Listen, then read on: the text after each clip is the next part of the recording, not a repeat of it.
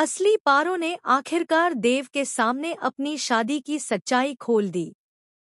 वह पल किसी तूफान से कम नहीं था, जहां एक तरफ देव अपनी असली पारो से मिलने की उम्मीद लिए जी रहा था, वहीं किस्मत ने दोनों को आमने सामने खड़ा कर दिया।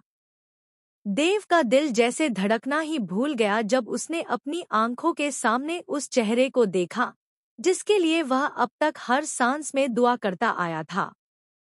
देव जैसे ही असली पारो से मिलता है, उसकी आंखों में हजारों सवाल तैर रहे होते हैं। वह भावुक होकर कहता है, चलो पारो, घर चलो।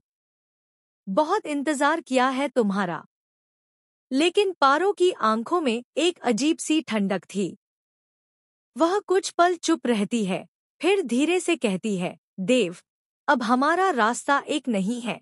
देव के चेहरे पर हैरानी छा जाती है। वह पूछता है, क्या मतलब, पारो? और तभी पारो अपना मोबाइल निकालती है, कांपते हाथों से स्क्रीन ऑन करती है और देव के सामने अपनी शादी की फोटो दिखा देती है।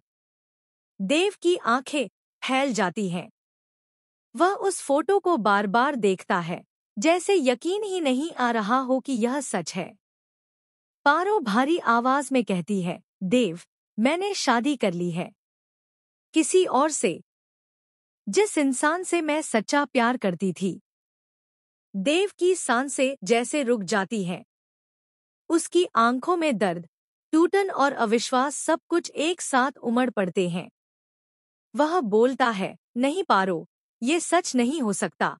लेकिन पारो के शब्द किसी चाकू की तरह उसके दिल को चीर देते हैं। मैंने कभी तुमसे प्यार नहीं किया देव। तुम सिर्फ मेरे अतीत की एक गलती थे। देव के कदम डगमगा जाते हैं। वह दीवार का सहारा लेकर खुद को संभालता है। उसके होंठ कांप रहे हैं, लेकिन आवाज नहीं निकल रही। उस पल देव का दिल पूरी तरह टूट चुका था। माता रानी के मंदिर में बैठा देव अपनी आंखों में आंसू लिए बस एक ही सवाल पूछ रहा था, क्यों पारो, क्यों? लेकिन किस्मत को कुछ और ही मंजूर था। तभी पार्वती सामने आती है, वही पार्वती जिसे अब तक झूठ समझा जा रहा था। देव उसकी तरफ देखता है और जैसे ही सच्चाई सामने आती है, उसकी आंखों में हैरानी के साथ राहत भी छलक पड़ती है। असली पार्वती कहती है, हाँ देव, मैंने श्याम से शादी की थी। लेकिन यह रिश्ता मेरे दिल से नहीं, मजबूरी से था। मैं उसे नहीं मानती। सच्चाई यह है कि पारो ने कभी झूठ नहीं कहा। देव की आंखों से आंसू रुकने का नाम नहीं ले रहे थे। अब उसे समझा,